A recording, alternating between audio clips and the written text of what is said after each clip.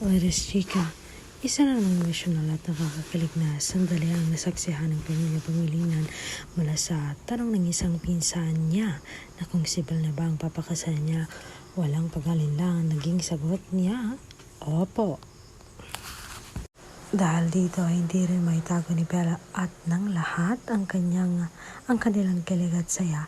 Nakakantig na eksena at nasabing napakahalaga ng suporta at basbas ng pamilya habang unti-unti nilang binubuo ang magandang samahan ng kanilang pamilya.